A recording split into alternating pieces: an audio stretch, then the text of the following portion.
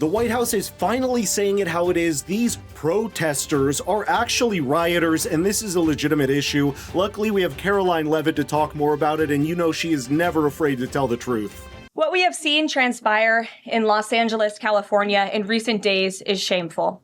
Left-wing radicals waving foreign flags viciously attacked ICE and Border Patrol agents as well as Los Angeles police officers. These criminals injured police, threw rocks at police cars and officers, burned vehicles, shut down freeways, and lobbed Molotov cocktails, all because the Trump administration was removing violent criminal illegal aliens from the city. These attacks were aimed not just at law enforcement, but at American culture and society itself. Rioters burned American flags, chanted "Death to ICE," and spray-painted anti-American slogans on buildings. But President Trump will never allow mob rule to prevail in America. Good. The most basic duty of government is to preserve law and order, and this administration embraces that sacred responsibility. Democrats like Governor Gavin Newsom and Mayor Karen Bass shamefully failed to meet their sworn obligations to their citizens.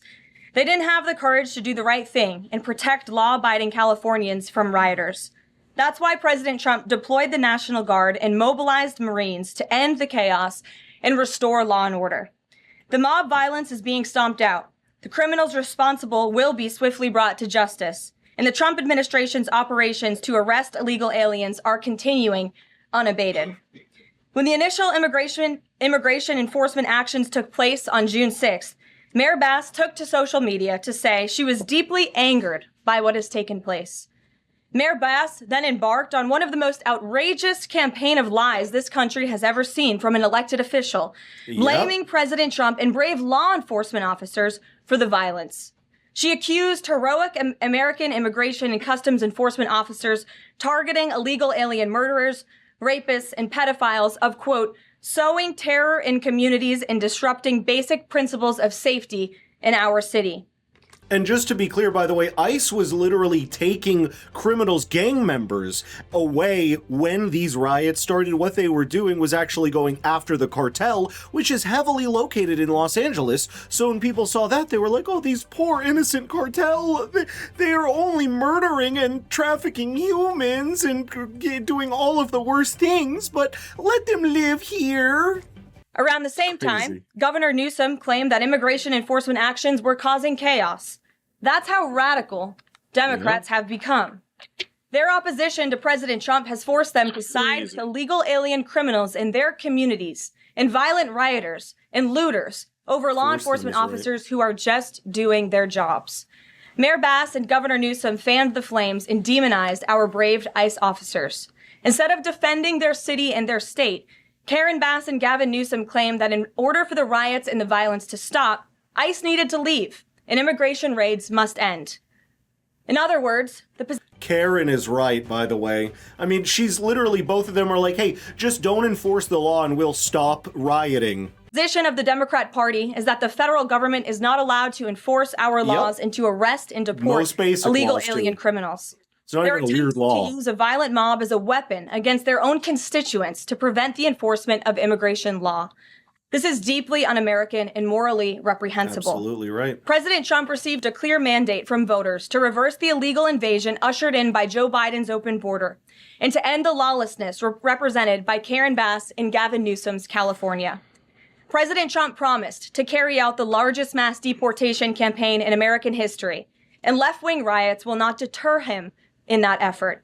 Sanctuary cities and states will no longer be allowed to shield illegal criminals from deportation. Thank you. Just take a look. The idea of sanctuary cities and states is unbelievable to me because it's not actually sanctuary for those who need it. Remember, we had these South Africans, and because they were white, oh my gosh, they can't be here. It's, oh my, they're not victims because they're white. Like, the idea that they want sanctuary for all of the wrong people is so funny to me because it's always based on race and ethnicity.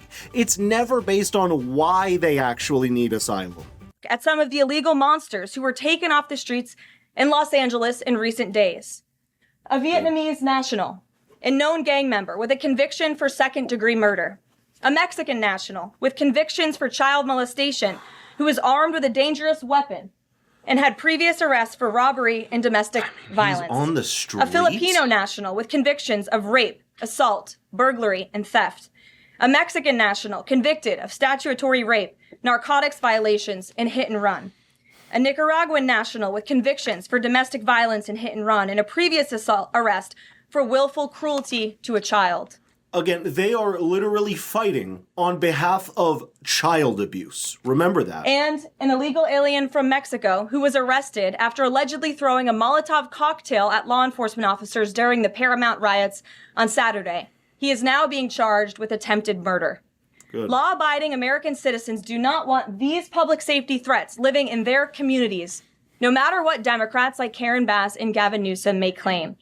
Honestly, send away all the pedophiles. Anyone who's done anything bad like that to children, send them to Mexico too, where it's all perfect for them, right? Why not? And let this be an unequivocal message to left-wing radicals in other parts of the country who are thinking about copycatting the violence in an effort to stop this administration's mass deportation efforts. You will not succeed. Any lawlessness will only strengthen this president's resolve to defend the majority of Americans who want to live their lives peacefully, free from the fear of violent criminal illegal aliens.